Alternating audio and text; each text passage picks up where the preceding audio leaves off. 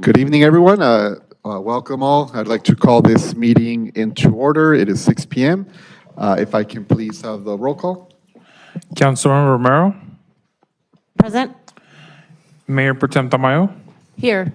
Councilmember Peralta, Present. Councilmember Alonso, Mayor Melendez. And I am here. And just for the record, I believe Councilmember Alonso is going to be a few minutes late. He'll be joining us in the closed session. I'll turn it over to our city attorney for the announcement of the closed session items. Thank you very much, Mr. Mayor. Members of the City Council, good evening, good afternoon. This time, anyone who wishes to address the City Council on items that are listed on the closed session should have turned in a card to the City Clerk's area. Do we have any cards for? We have no cards. Thank you very much. At this time, Mayor, it'd be appropriate to recess into closed session for items 1 through 6. Tonight, we are not going to be addressing 6 at all. We will. Okay. Okay. Thank you. Items 1 through 6. Be appropriate to recess into closed session. Okay, at this time, it is 6:01. We'll be going into closed session. After we discuss the items, we'll be coming back in. Thank you.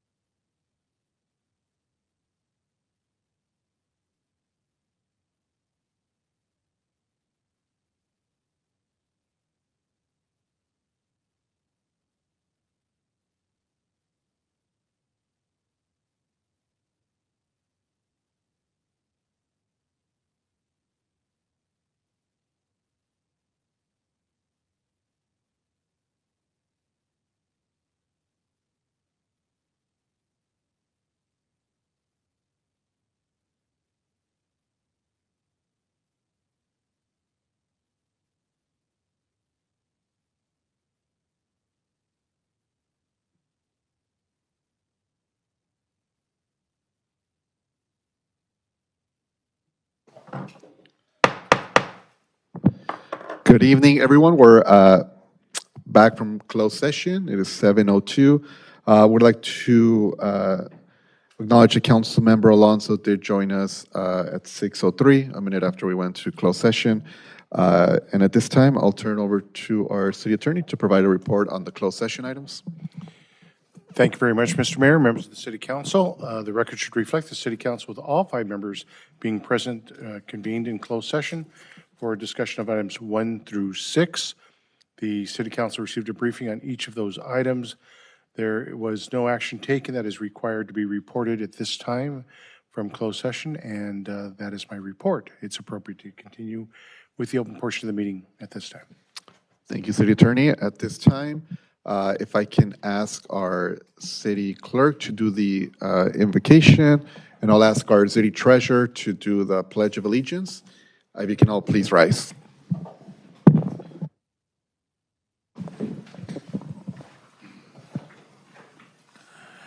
As we gather here today, we pray that we are ever mindful of our opportunities to render our service to fellow citizens and to our community, keeping in mind always the enduring values of life, exerting our efforts in those areas and on those things upon which future generations can build with confidence.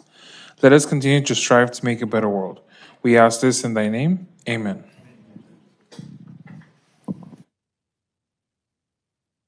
Ready, begin. I pledge allegiance to the flag of the United States of America and to the republic for which it stands, one nation, under God, indivisible, with liberty and justice for all.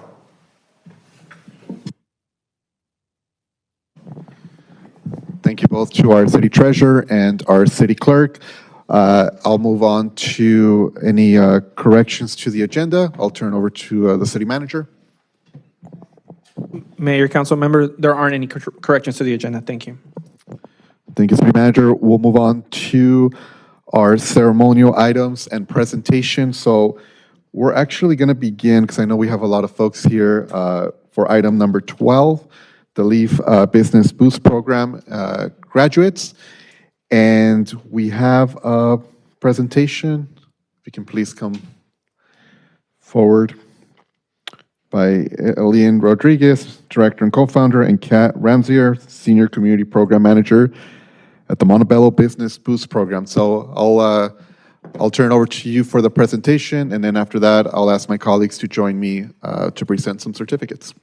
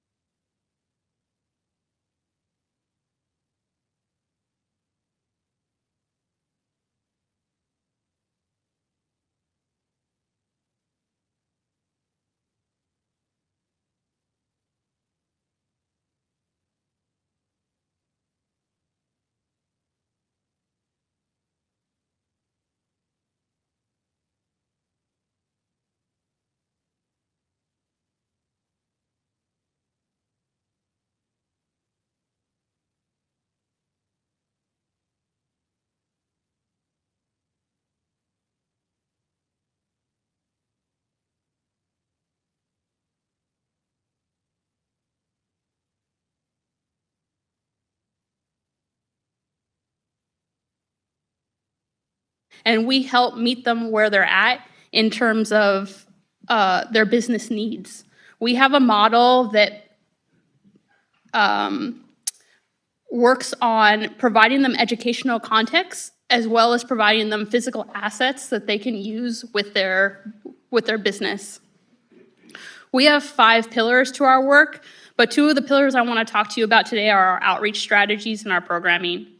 Our outreach team is a group of junior, mostly students, that go out into communities and go into businesses and ask them, what do you need? What helps and services and supports are out there? And we figure out and connect them to resources. In the last year, 2024, 2025, we reached across LA County 10,000 businesses. 70% of those businesses we reached had never heard of any free services or business supports. We were working primarily in Districts 1 and Districts 4, which brought us to our partnership with Montebello. On the programming side, we offer supports specifically in marketing, finance, and technology and operations. But us tooting our own horn is not the way we like to do things at Leaf, so we actually have a business leader here. Chris Hernandez with WGT Financial is a program participant, and he was an alumni of our programming, so I'm going to invite him up to give a couple words to talk about his experience with the program.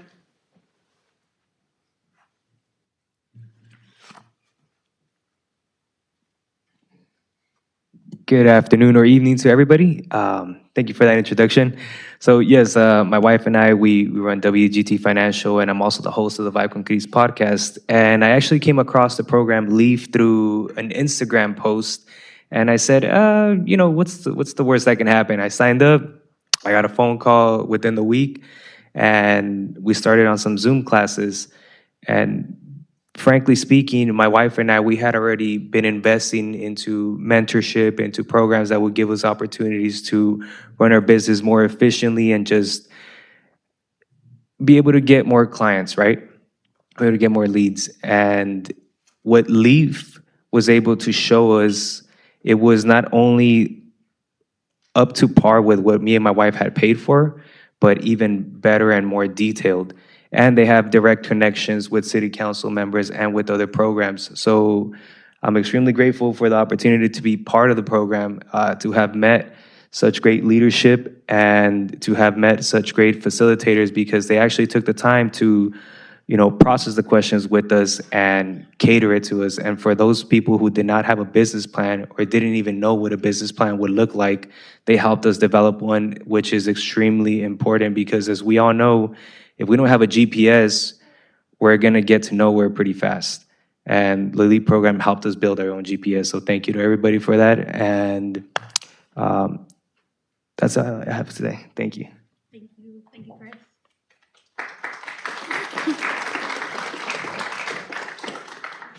So as I mentioned, Chris is one of our alumni. We are still working with Chris, though. They are in our pipeline to receive a website from us, also to no cost to the business leader.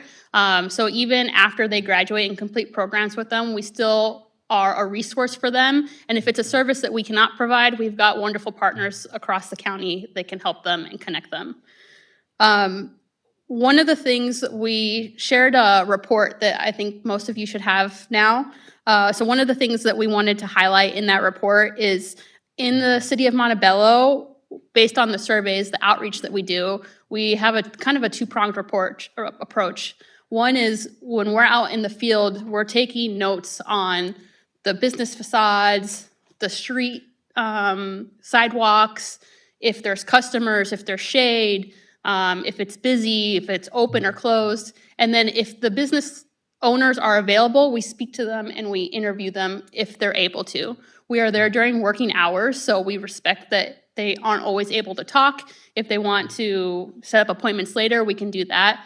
But we get firsthand information from the businesses in the community and hear from their voice what they're experiencing.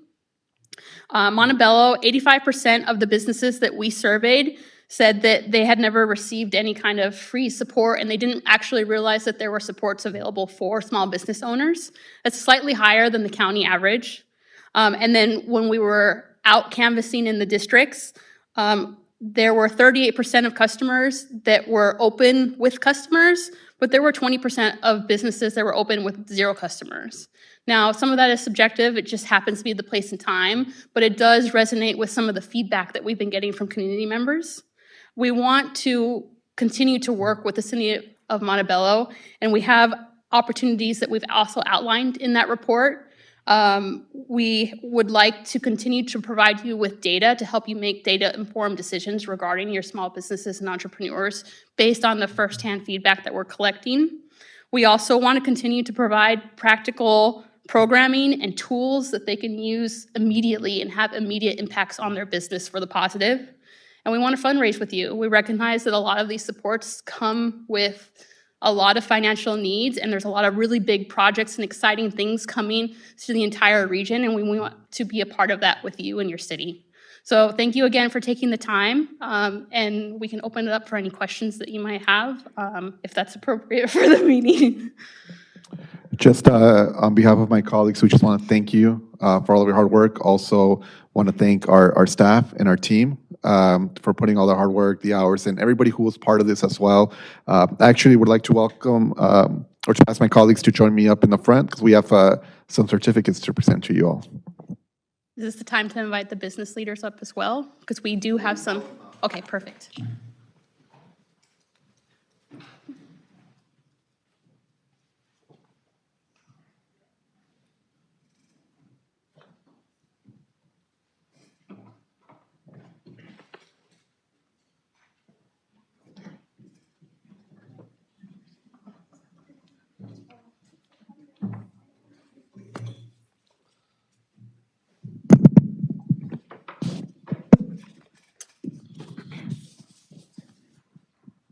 So before we present the certificates from all of us here, I do want to say a few words and just again want to thank you for the presentation. Want to thank, as I mentioned up there, want to thank all the team that worked on this and for putting this together.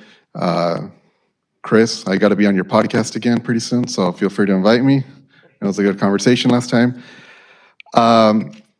Again, we're here to recognize all of the graduates. We are honored to recognize the graduates of the Montebello Business Boost Program. Your hard work, dedication, and commitment to growing your businesses truly reflect the entrepreneurial spirit of Montebello.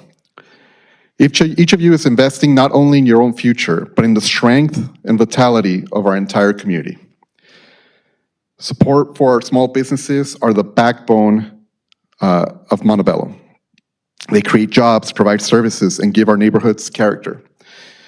This program is about ensuring that our local entrepreneurs have the resources and support they need to succeed. Montebello is committed to equitable access to opportunity, making sure every entrepreneur, no matter their background, has a fair chance to build and grow here in the city of Montebello. I want to thank our partners at LEAF and the Montebello Chamber of Commerce. Adriana, let's give her a round of applause and thank her for all the work that she does. To all the partners, your expertise, guidance, and collaboration have helped empower our local business leaders.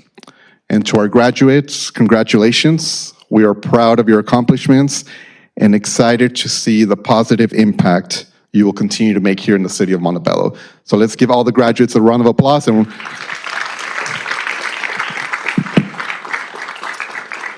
so now, she's already preparing because she knows there's going to be a lot of folks.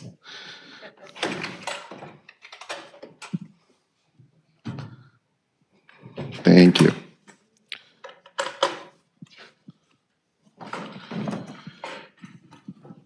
So to our first participant and certificate of recognition, we want to call up Adelaida Buenrostro. Here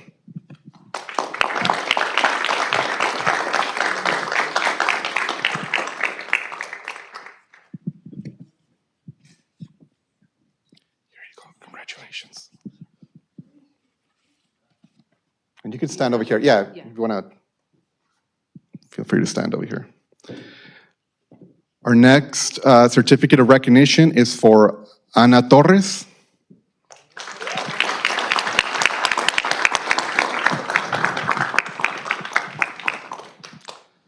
Congratulations.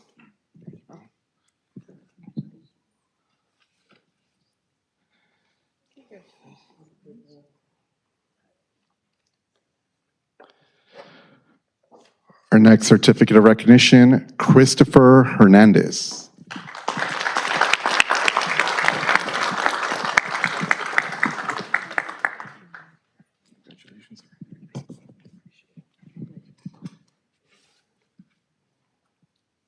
Thank you. Our next certificate of recognition is Daniel Gonzalez.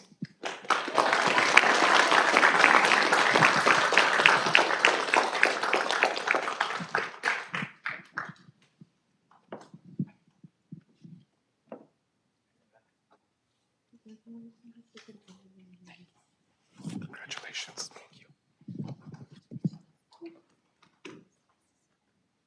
Here you go, sir.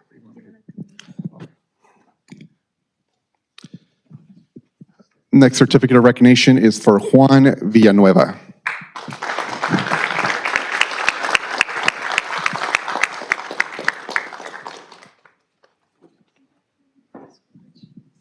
Congratulations.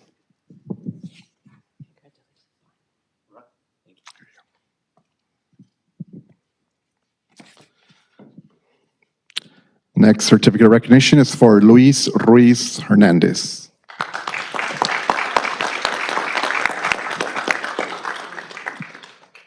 We'll go ahead and, not here? Okay, we'll mail this one out. We'll save it for the next meeting. We have next certificate of recognition is for Manette Baltasar.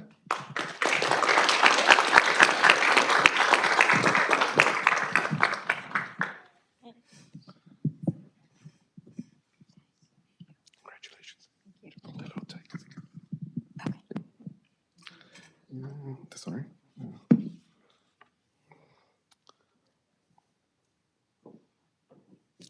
Next certificate of recognition for Manuel Garcia.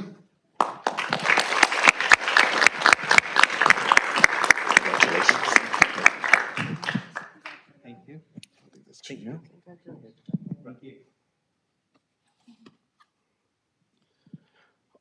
Our next certificate of recognition, Dr. Sandra Hernandez.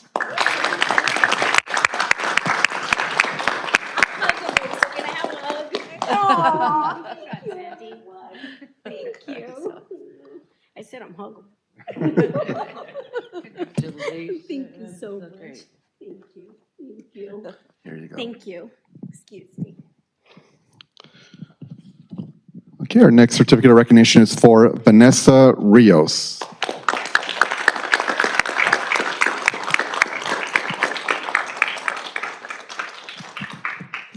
Congratulations. Thank you.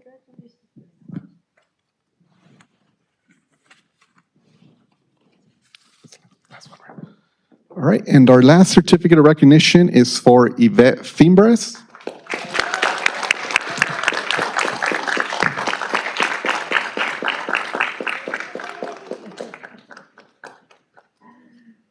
Thank you. Thank you. Congratulations. Thank you.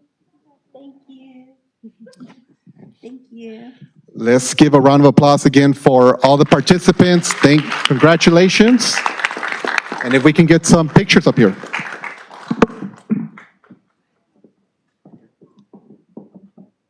Everybody say business first. 1, 2, 3. Business. Can we also get all the folks that were also part of this? Join us all up here, yeah.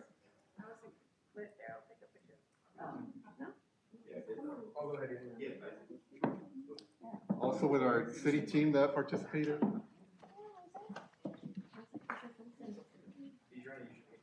Yes, we can. She's always taking pictures.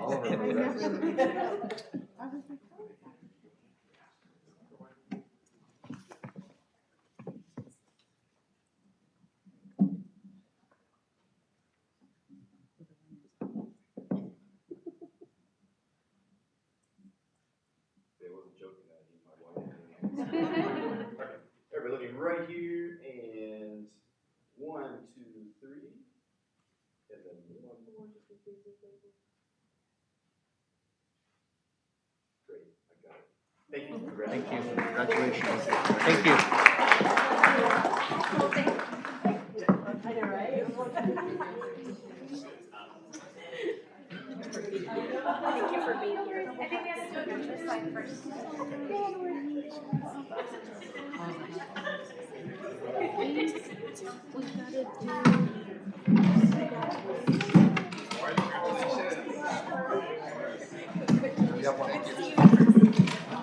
Oh, we have one more? Oh, we have, We have one more. Which is Did we do it the wrong way? yeah, I think it's you. Sorry.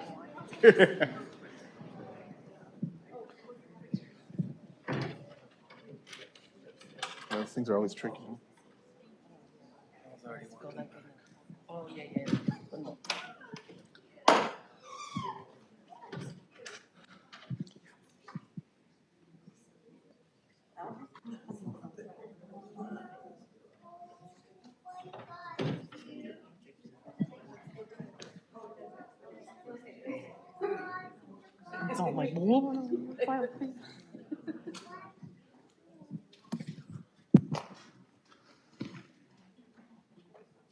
All right, we'll give folks a few minutes, seconds.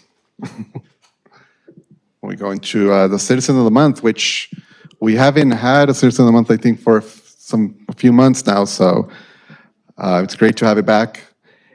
And our Citizen of the Month, for this month, is Mr. Armando Bernal. So let's call him up here. So I have a summary of all the work that you do, so I'll read it up here, but please join me right here. Should be short. Apparently we had like 5 pages, but we had to, condense it. Tonight we recognize a leader who has devoted decades of his life to serving our community's youth. Someone whose passion, dedication, and heart for service have left a lasting impact. It is a great honor to present Montebello's Citizen of the Month Award to Armando Bernal. He has been part of Montebello since 1968. Though he now resides in Hacienda Heights, his heart and his service remains firmly rooted here as he continues to spend much time of his time giving back to our community. For more than 13 years, Armando has volunteered with the Montebello Golden State Basketball Association, where he has worked tirelessly to ensure that hundreds of children have a safe and positive environment to learn, grow, and thrive through sports. Even today, he continues to serve alongside other volunteers to keep this program strong. In partnership with the Montebello Police Athletics and Activities League, Armando has also organized fishing and camping trips, opening doors to experiences that inspire and enrich the lives of young people. Through connections with the LA Lakers Youth Foundation, he helped bring basketball clinics to the Kathy Hensel Youth Center, providing opportunities for Montebello youth. We need a glass of water to continue. I thought that was the end. No. Armando has extended his service beyond the court. He worked with the community to provide food products for Montebello YMCA's giveaway and secured holiday meals for families in need. Most recently, he was part of a program that donated to a youth sports league in Rosarito, Baja California, sharing uniforms, trophies, and resources with young athletes. Armando's commitment is deeply personal. After serving 31 years in law enforcement, he has seen the risk facing young people when communities lack safe, structured programs. That experience has only strengthened his resolve to create meaningful opportunities and guide the youth towards positive futures. The greatest reward for Armando is seeing former players return as young adults, many of them now coaching or volunteering with the very program that once shaped them. This is a powerful testament to the impact of his mentorship and leadership, inspiring others to follow in his footsteps. Armando Bernal has given Montebello not only his time, but also his heart. His legacy is one of service, opportunity, and community. On behalf of the City Council and the residents of Montebello, we thank Armando for his decades of dedication and proudly recognize him as our September 2025 Citizen of the Month. If we can please give him another round of applause. Thank you. And now I'm going to put you in the spot to say a few words, and I'll turn the mic over to you. I just want to keep it very brief. It's been a pleasure. It's a little struggle with the kids, families, but we're here to provide a program for the kids. I couldn't do it on my own. I have all my volunteers stand up, please. So with all their help, we make it possible for all the kids in Montebello and surrounding areas to have a good program. So it's just satisfying to know that we've accomplished that. Thank you. I want to thank the City Council and the Citizen of the Month Committee. for this election. Thank you again for everything, everything that you've done. And if we can please take a picture. Yeah, absolutely. Let's have the volunteers join us for a picture.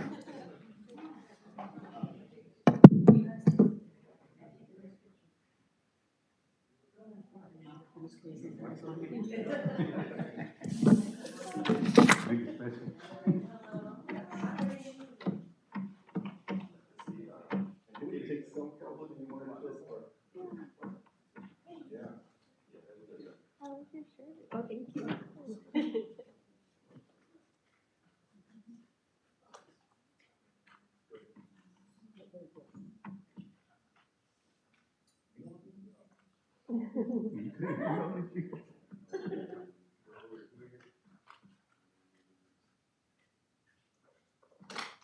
Everybody right here. 1, 2, 3. One more. And I just want one.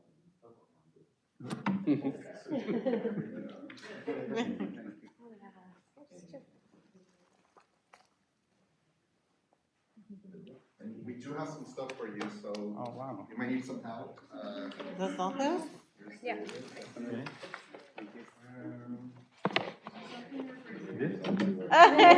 Volunteers again.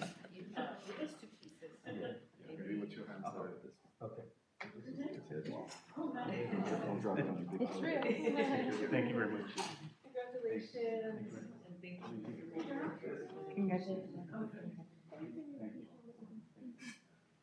Go back up to the.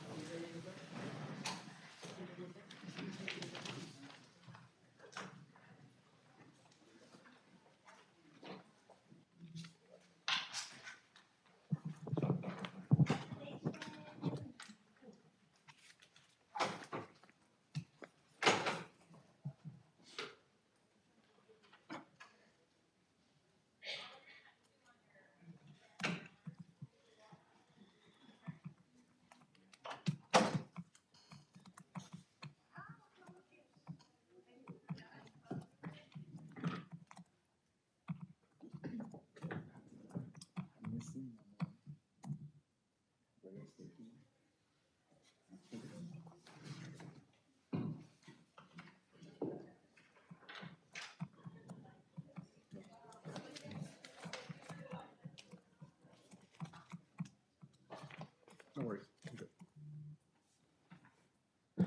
All right.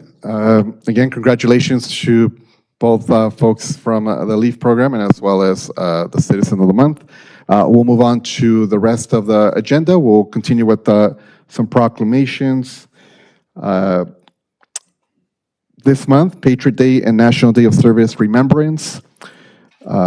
This evening, as we are here together at our City Council meeting, we pause to acknowledge that tomorrow, September 11th, is both Patriot Day and National Day of Service and Remembrance.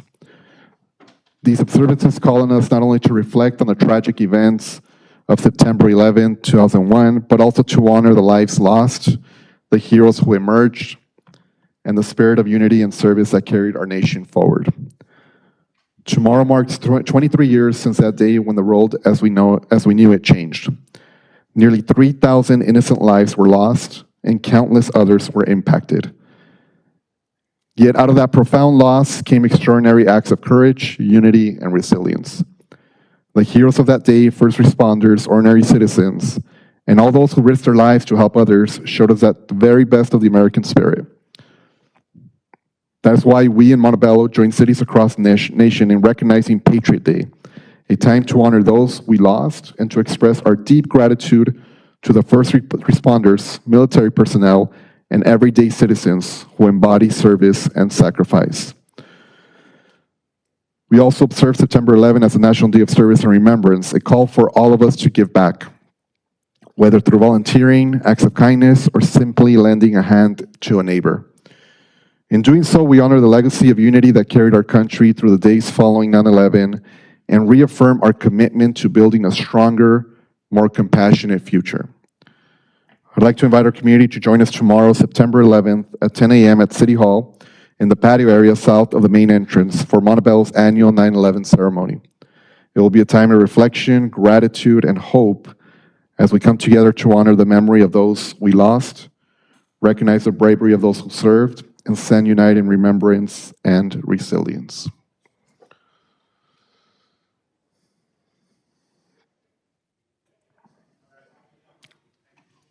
We also, this month is also National Preparedness Month. From the Palisades and Eden fires earlier in the year, in January, to the powerful windstorm that swept through Montebello, to the moderate earthquakes we've experienced, 2025 has already reminded us that disasters can strike in many forms and often without warning. Each of these events raises an important question. Am I prepared for something like that to happen here at home? Do you have an evacuation plan? First aid essentials?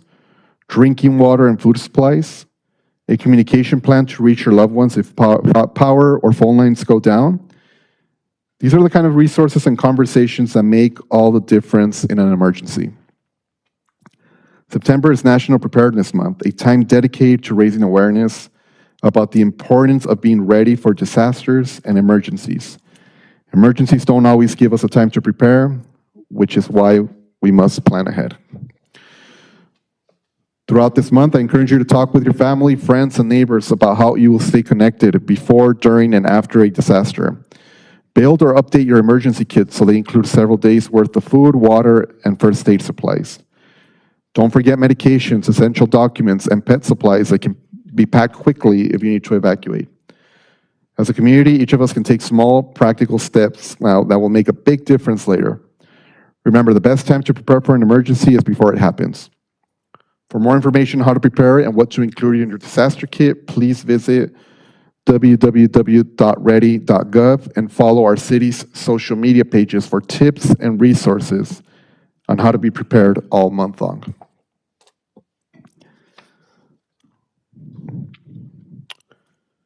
Once again, we acknowledge a cultural celebration that is close to our hearts here in Montebello, National Hispanic Heritage Month.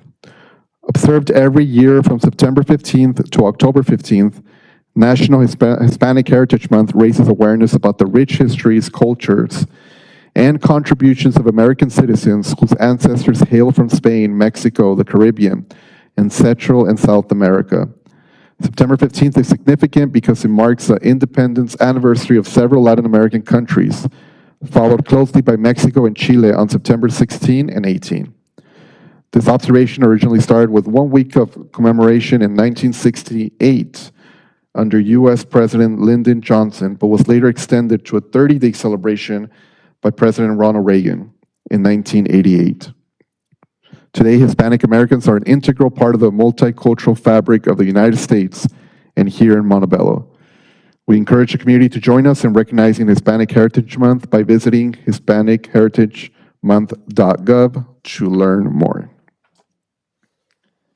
I believe we have one more proclamation.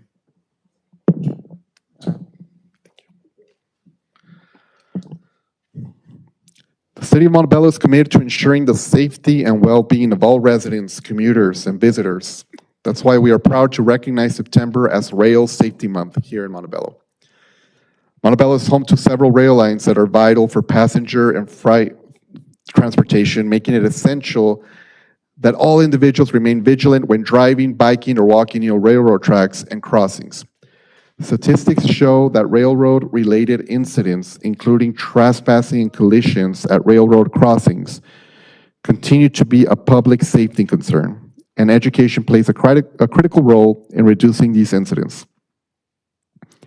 This is one of the reasons that our city, in partnership with San Gabriel Valley Council of Governments, is currently moving forward with the Alameda Corridor East project that will move busy roadways and sidewalks in Montebello from at-grade crossings to traveling beneath the local railroad tracks that will, in turn, almost entirely eliminate rail-related accidents at these locations. It is crucial for all motorists, cyclists, and pedestrians to be aware of railroad signals, to never attempt to cross railroad tracks when warning lights are flashing. The best way to remain vigilant near railroad tracks is to remember the phrase, see tracks, think train. For more information on rail safety, visit Operation Lifesavers website at www.oli.org.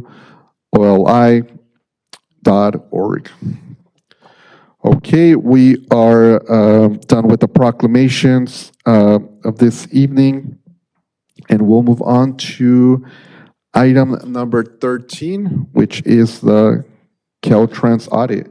And we have a presentation by our Director of Public Works.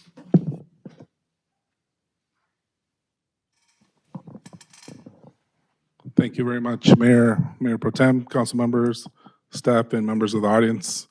This presentation is regarding our Caltrans audit over the last year and a half or so.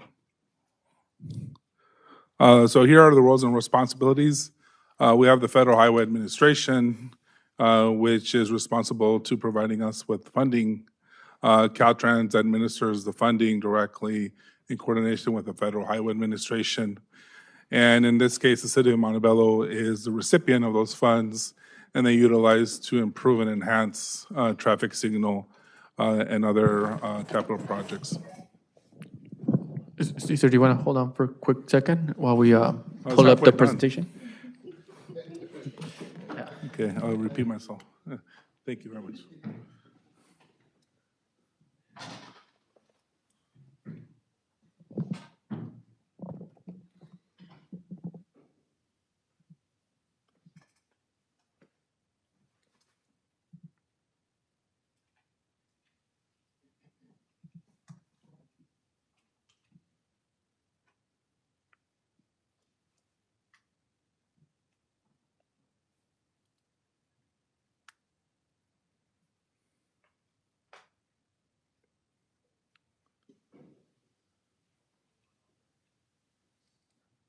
This was like that Thursday night game with the Cowboys and Iowa, and I was like, dude, I want to go sleep.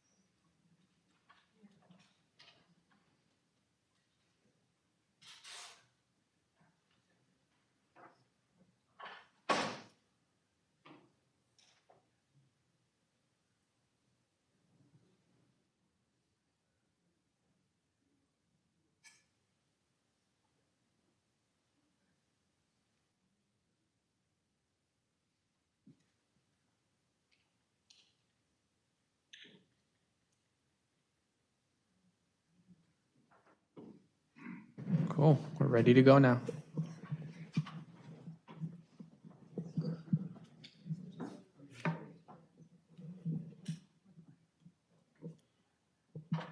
Next slide. So we'll recap on roles and responsibilities.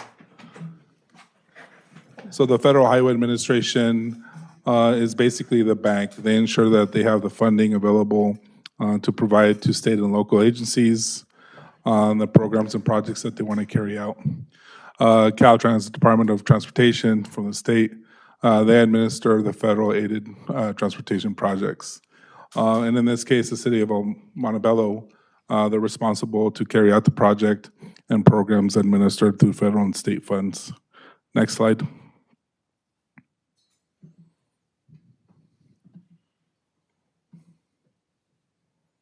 Compliance with state procedures and guidelines. So, quote unquote, our Bible is the Local Assistance Procedures Manual. Any federal and state funds are dictated by the forms and the information contained in the LAPM. Caltrans requires certain actions of us with respect to our guidelines. And one of them was to adopt the specific LAPM chapters that dictate contracts and so forth. And also that the city update internal policies and procedures regarding administering federal and state funds. Next slide. So updated internal policies and procedures in response to state guidelines. So in January of 2025, the city employees attended the purchasing policy training through the finance department, which was also a condition of Caltrans in order for us to continue to be in compliance with their program. In March of 2025, the city adopted ordinance number 2481, which amended chapters 3.2 purchasing systems and 3.21 contracts for professional and special services to include a verification that construction contractors are not suspended or debarred prior to award to fulfill corrective actions. And then subsequently in September of 2024, the city submitted chapter 3.2 purchasing systems to the state in compliance with corrective actions. Next slide. And also as part of compliance, we adopted our quality assurance program. And the focus of this is to ensure that the materials and workmanship incorporated into each project that's funded through federal and state comply with certain Caltrans specifications. We incorporated language into each of the construction projects, specifications per 23 CFR 637. The quality assurance program is to be updated every 5 years, and we did that in July 2024 through resolution number 24-51. Next slide. In November of 2024, the City Council adopted resolution number 24-82, which was chapter 7 of the Local Assistance Procedures Manual. And this focuses directly on architectural and engineering consultants and contracts that serve to design or manage projects related to federal and state funds. Next slide. City Council also adopted resolution 24-83, which designated the city manager and the public works director to comply with section 16.2 of the Local Assistance Procedures Manual. Next slide. And as previously stated, engineering staff did attend a 5-day interactive course providing core training to public agencies. This isn't always just given once a year. Competitively, the city must submit an application, and depending on the qualifications of each employee, the Resident Engineers Academy is given to selected cities. But also, in this case, the state recognized our efforts, and so they opened up several spots for our staff to participate. The course is designed to teach project management and contract administration, labor compliance, and legal aspects when administering public funds. On December 2024, the city submitted a list of staff who attended the Federal Aid Series training. Next slide.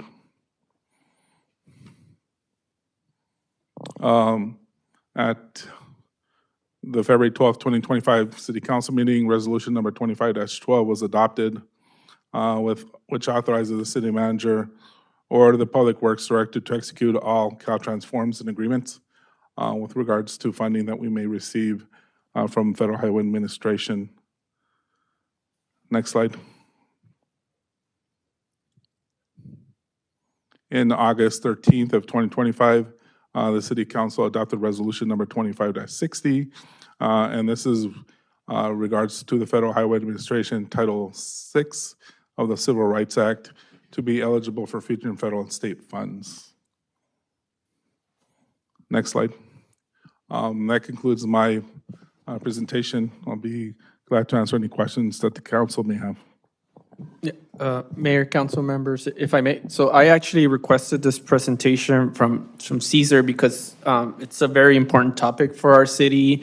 A few years ago, our city was put in what I would say not in good standing with Caltrans due to how federal and state funds were administered previously. So, recently, among conversations with council, some of the key issues that have come up regarding liabilities, policy procedures, internal controls. In totality, what you're seeing here is it's really a testament of Caesar's leadership and his work over the last 2 years to ensure that we're in good standing with Caltrans, that we're in good standing to receive federal funds. A lot of these items were procedural in nature, but they're really the policies, the procedures, the internal controls, the trainings, the things that we need to do on a day-to-day basis to prove that we're properly administering contracts, that we're receiving federal funds, using them in the way that they should be used. And so the good news after all this is that recently, the last couple of months, right, Caltrans informed us that we have no limitations. We're in good standing. Everything that Caesar and his team has done has put us in a position where the city is able to receive any funds without any limitations. So I didn't want to, just not acknowledge that. It's kind of like the mundane work that you have to do on a day-to-day basis for a public works department and for contracts and for funds. But we did. It is good news for the city. So that's why we wanted to talk to the council about it. Happy to answer any questions. One last thing too, I do want to thank Michael and his team because they were instrumental also in passing a lot of the information with regards to funding from a local policies perspective. So without his help, also we wouldn't be able to get to this point. Thank you, Michael. All right, thank you again for the presentation. I'll look to see if any of my colleagues have any questions or comments.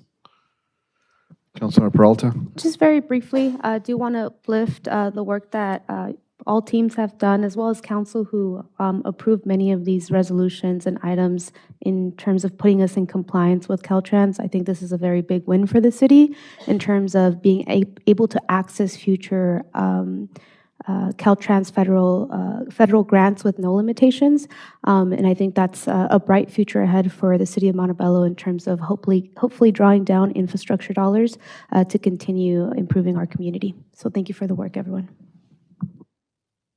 Okay, is there anybody else? Okay, seeing none. Thank you again for the presentation, and thank you for all the teams that worked on putting all of this together and getting us to where we're at now. All right, we'll move on to public comments on non-agenda items. I'll turn it over to our city attorney. Thank you very much, Mr. Mayor and members of the City Council. At this time, anyone who wishes to address the City Council should have turned in a request for speaker card here at the front portion of the council chambers.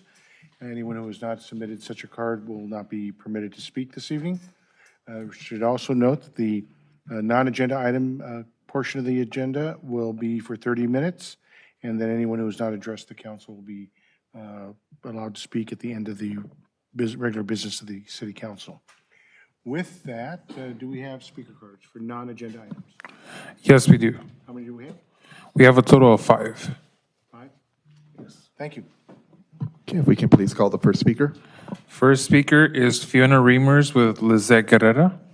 And we should note that the time is now 7:55.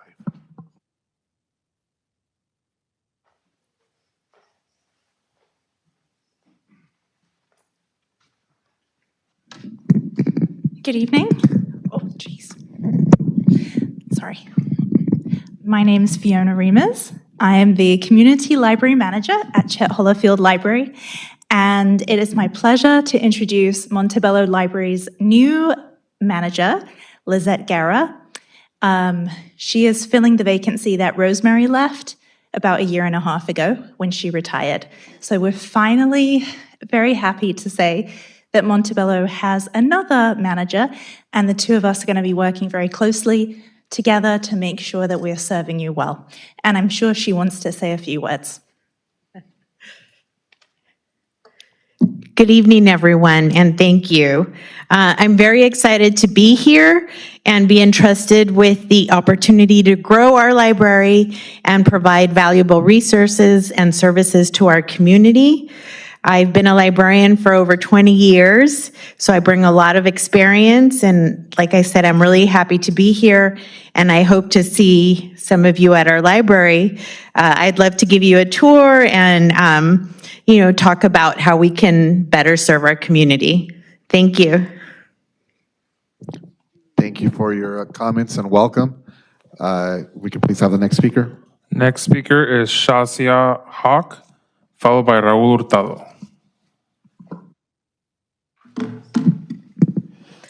Hello, everyone. My name is Shazia Haq. I'm an actress, I'm a host, businesswoman, and elected neighborhood council member in the city of Los Angeles. Recently, we bought a house in Montebello, so now I'm the person from the city of Montebello. I love the city, and I used to live in Monterey Park. The most important thing I love the city is everything is close by. A family needs. So this city is very beautiful. I love it. And I'd like to thank all of you. You guys are doing excellent job. Thank you so much. And yeah, we should. And I'm serving neighborhood council member this is the second term from the city of Los Angeles. And I'm running 2 businesses in the city of Los Angeles. So after I moved here, so I'm thinking about to open a new business in the city of Montebello. And because I'll be living in the city, I love to help with the city council. If there's any possibility for me to work in the future, I would love to work. And thank you so much. And hopefully, this is my first time. I'll try to join in the next time too. Thank you. Thank you for your comments. If we can please have the next speaker. Next speaker is Raul Hurtado, followed by Roberto Hernandez. Good evening. Here they are. You're going to have to forgive me. I really am not prepared today, but years ago when I first started coming to the city council meeting, I used to listen to the people that come up every week and say something, and I said, Jesus, how are these people coming from the stage? And now I'm in that position. But you guys give me so much material, so I have to do it. I'm gonna probably ramble a little. I only got 3 minutes, so I promise I won't ramble as much as Scarlett does.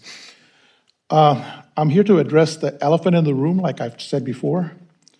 I want the public to know, I want the employees of Montebello to know, I want especially the police department to know how we got where we're at with our police chief. Start from the beginning.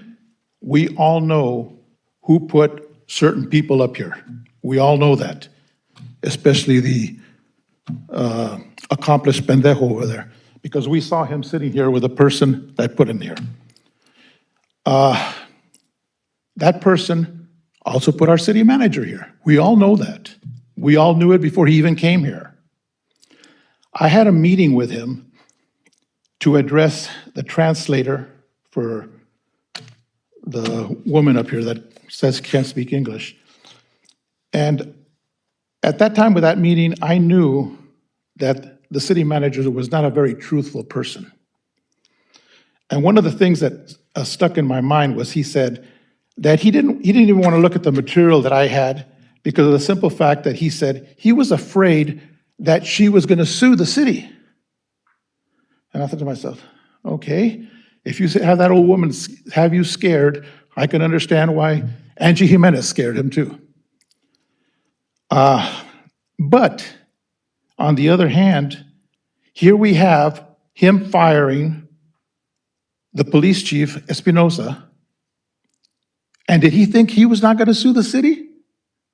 I mean, what's wrong with this picture? It doesn't make sense to me. But I want to go to the beginning, okay? That's why when you were Mayor Pro Tem, I asked you to go into the city council meeting, the meeting with him, to hold down his not so truthful statements, which he did. Walking out the door, he says, we'll have a meeting anytime you want to, but you don't have to bring the Mayor Pro Tem with you, you know? So he held back on his lies because you, Sal, were there. I asked him, asking him to not fire the police chief. The police chief was a very people chief, person chief. Now we have somebody here that was put in who has politicized. Thank you for your comments. I will be back. Thank you. Thank you. The 3 minutes Next went awful speaker fast. is Roberto Hernandez. If we can please have the next speaker. Thank you.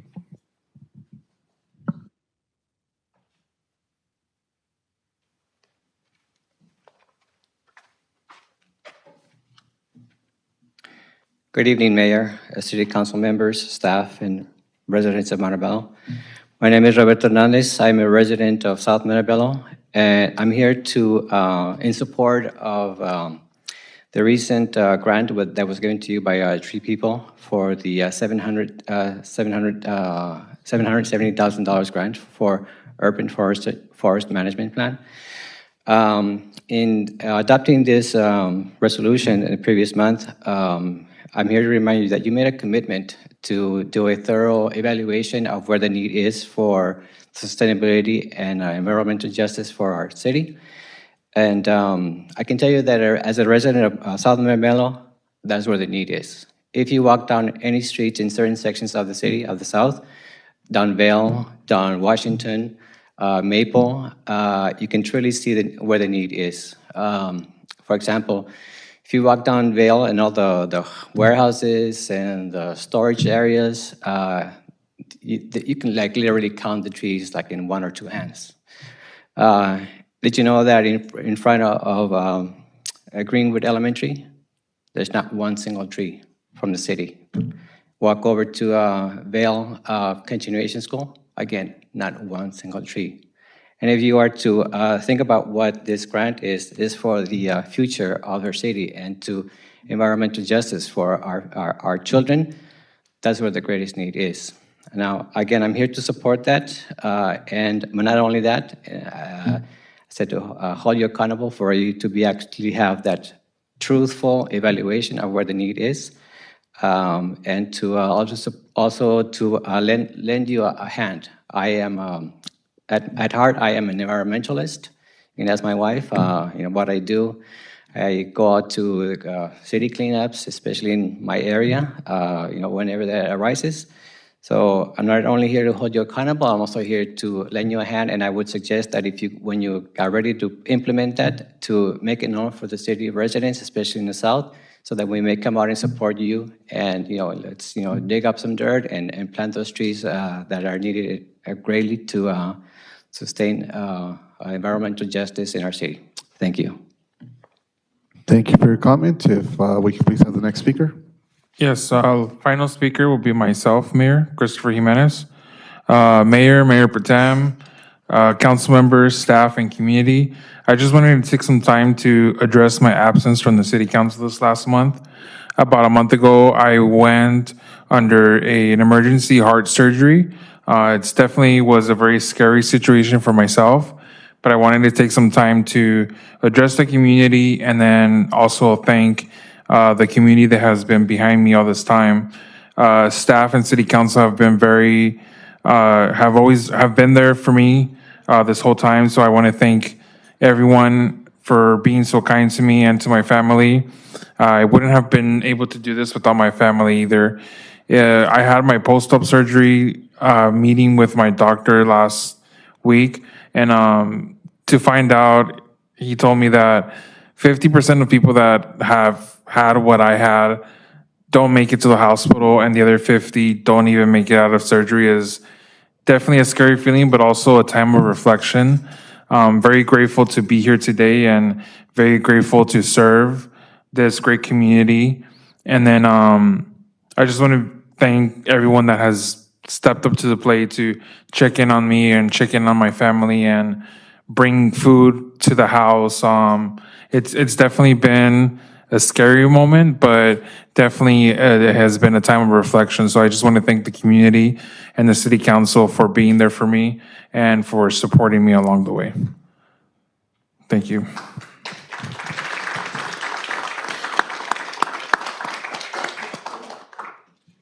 Thank you, Chris. We're That glad to have concludes you all back comments. here. Thank you. I was gonna tell you to have to go over there and walk and speak over there on the podium. Okay, that concludes all of our public comments. I'll move on to staff communications on items of community interest. Yes, Mayor, there's a few. I want to begin with sharing some good news. I want to welcome our newest member to our executive management team. Recently, I have appointed Kimberly Guillen as the new Director of City Clerk Services. This is a newly created position. Many of you know Kimberly. She's been in our city for a good 4 or 5 years. She's been, I've had the pleasure of working with her for the last 2 years, but I can tell you, she's been an incredible leader within our department. It's been a pleasure. She brings a lot of qualities that we all look for in management. So I'm glad that she was willing to accept. So if you see her, congratulate her on her new position.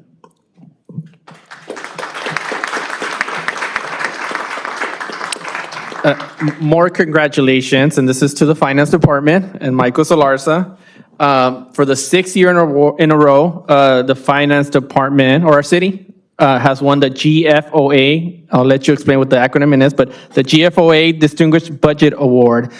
This is truly a testament to the incredible work that has been ongoing in our finance department and our budget and everything for the last 6 years. When I came into the city, Michael he was well into a 5-year budget plan, zero-based budget. I mean, he's gone through every single facet of ensuring that we're fiscally prudent, that we're spending our money correctly, and that we're planning for now and forecasting for the future. This award, the fact that we're winning for 6 years in a row, it's a testament to him, his team, and all the great work that the city council has done, right, in approving these measures. So thank you, Michael. Congratulations. Hopefully, we'll have it another year and we'll come back with a 7th year, okay? I also want to mention, pass it on to David Sosnowski. He's going to talk about a couple important events that we have coming on this week. David? Thank you, Mr. City Manager, Mayor Pro Tem, members of the council, and members of the public. Just a few brief announcements like the City Manager mentioned. There's a couple items of interest for the public starting tomorrow, Thursday, September 11th. I'm proud to continue the tradition with the city here to host our annual 9/11 commemoration ceremony tomorrow morning at 10 a.m. in front of City Hall on the Beverly Boulevard side of City Hall. So all are welcome to attend. We do know it's 10 a.m. on a Thursday, but this is a tradition for the city to host this annually on the day of the morning of. This year will once again feature our police and fire chiefs and city council making their remarks regarding the tragic events of 9/11/2001. In relation to that, you'll see around city facilities and city parks, all flags will be at half-staff appropriately for September 11th. The second item, a little bit brighter note, this Saturday, proud to bring back the city's annual car show event. We'll be hosting it at the golf course on Saturday, September 13th from 10 to 2. I'm expecting up to about 80 to 100 cars. We already have about 70 registered now. Several classic cars in different categories for prizes, but also just for the public to come out and enjoy the show and enjoy the park. We'll be right there by Bicknell Park and the Monument parking lot. So all members of the public are invited to come out and enjoy this. We have several food vendors that'll be out there as well, a live DJ to make some entertainment for the rest of the folks that aren't showcasing their cars. But we're expecting a big crowd and a good new annual tradition for us. So, Mr. City Manager, those are the two announcements I have for today. That concludes our comments. Thank you. Thank you for the report. Congratulations both to Kimberly and to our finance department. 6 years, and we're going to make it 7 years, 8 years, 9 years. And to our Director Sosnowski, thank you for updating us on some of the events. Thank you, City Manager. We'll move on to our regular business. We don't have any items on our regular business, so we'll move on to our consent calendar. Thank you very much, Mr. Mayor. At this time, all the matters listed from items 14 through 20 are considered to be routine. Any items a member wishes to discuss should be designated at this time. Or if we have, do we have any speaker cards on? We have none. Thank you. And then if there's no items pulled, then all items may be approved in a single motion. I will poll the council, starting with Councilmember Romero. Do you have any items on consent? No. Thank you. Mayor Pro Tem Tamayo, any items? No items. Thank you. And Councilmember Peralta? None. Thanks. Thank you. Councilmember Alonso? No items. Thank you. And to the mayor. Mayor, do you have any? No items. Well, then it would be appropriate to entertain a motion to approve items 14 through 20. I motion to approve items that were read into the record. Okay, we have first by Councilmember Peralta. I second. Second by Councilmember Alonso. If I can please have a roll call. Councilmember Romero, Aye. Mayor Pro Tem Tamayo, Aye. Councilmember Peralta, Aye. Councilmember Alonso, Aye. Mayor Melendez. And I vote aye. All right, that brings us to AB 1234 travel reports. I'll just go down the line. Councilmember Romero, do you have anything to report? Yes, good evening. I had the pleasure of attending the California Contract Cities this past weekend in Oceanside. One of the discussions that we touched on was advocacy and encouraging our residents to contact their assembly members. Every voice matters. We need to let our voices be heard, especially in such a volatile time that we are in right now. We need to do our part to remain vigilant and fight, especially we need to be the voice of the people who are too afraid to speak out for fear of extreme repercussions. Also, Senator Susan Rubio was in attendance. She was a major part of funding for our tiny homes, also known as Operation Stay Safe. And the mayor asked for her continued support and funding for the tiny homes. We also discussed the common issue in our cities, which is dispelling misinformation. We see it in our own community, unfortunately, but we need to put politics aside and uplift each other. I also had the opportunity to network with other city officials and seeing how they have been successful in their own cities. I appreciated the opportunity to represent our city and to further my knowledge on how we can become a successful city and community as a whole. Thank you. Thank you for that. We'll move down to Mayor Pro Tem Tamayo.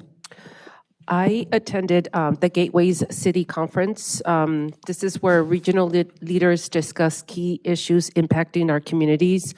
We covered transportation, economic development, housing and homelessness, environmental sustainability. So it's a great opportunity to learn from our neighboring cities because it's made up of cities, Montebello and our surrounding cities, and bringing back ideas on what others do best. Thank you. Thank you, Mayor Pro Tem. Councilmember Peralta? Yes, I attended Contract Cities conference, and similarly to Danielle, we had the opportunity to sit in different panel sessions. I would say the ones that spoke to me specifically was a panel where we had the San Gabriel Valley Trust speaking on how this trust, specifically made up of cities within San Gabriel Valley, have come together to build more affordable housing within their cities. The trust provides technical assistance, access to capital, leverage funding, and grant writing support. They did showcase our new development off of Whittier, which is the Cesar Chavez Foundation, which I believe is 66 units of complete and full 100% affordable housing. And so that was in partnership with San Gabriel Valley Trust, Housing Trust, as well as the Cesar Chavez Foundation, and has served as a model for other cities in terms of trying to reach the affordable housing units, expanding affordable housing units within their region. And the other panel that also I thought was extremely important was just in the kind of climate that we are in politically, the importance for cities to take on and really showcase different levels of transparency and trying to combat misinformation, and really being forefront in terms of the narratives that we put out there, speaking to the projects that we have in the city and really trying to educate residents about what's going on in the several components of the work that we do here. And that concludes my recap of that conference. Thank you, Mayor. Okay, thank you, council member. I'll move on to council member Alonso. Are there any items to report? Nothing to report, no. Okay, and for myself, I also attended the Contract Cities Conference. As my colleagues mentioned, some of the main topics were the conversation on the housing trust. As many of you know, that we got that funding, the majority of the funding from the San Gabriel Valley COG, thanks to our team in partnership with the county, with the Congress member. Senator Susan Rubio played a key role in establishing the San Gabriel Valley COG that now we've seen the Gateway COG as well. And we're part of both. So we have an opportunity. We can only receive money from the San Gabriel Valley COG, but we still have we can still have a discussion with the Gateway on how that money gets distributed. And we did advocate and we did ask that for ongoing funding because we know it's important for the wraparound services that we provide. And I'll just I think it's important to note for our residents that in Montebello we've in the last several years of providing transitional housing, which is tiny homes, having people getting them off the streets, and then moving them on to something that's a little bit more permanent with the Cesar Chavez Foundation. So we're literally getting a person off the streets, and not everybody from the tiny homes goes to Cesar Chavez, but we're providing opportunities of different level of care and different needs. So we're doing our part in the region to assure that folks have housing available to them, and it's been a success story, and that's something that we showed and we discussed with both Senator Rubio and folks that were in the San Gabriel Valley COG in that panel. Another discussion, as you all know, in November there's going to be a special election, Prop 50. That was talked about a little bit. If you all haven't seen kind of like the maps, Montebello would have a new representative if the proposition was to move forward. So that's something that was also discussed. And then something just to keep an eye out is, and that was discussed briefly by Sheriff Luna, is the lawsuit that the Attorney General filed, maybe it was yesterday, so many things have been, or a few days back, in regards to the county jails and how some of the conditions in the county jails have just are inhumane, and we cannot continue to have folks living in those conditions. So that impacts all of us, and impacts Montebello, because when lawsuits like that happen, there has to be some type of effect on either releasing some folks or housing folks in a different place that is not the county jail. So that's just something to monitor, and all of us that sit on regional boards, we're paying close attention to make sure that we advocate for our city. So with that, that concludes all the reports, and at this time, I'd just like to thank everybody who was here, to everybody who joined us, all the presentations, all the staff, and to everybody that watched us at home too. Meeting is adjourned at 8:18. Thank you all.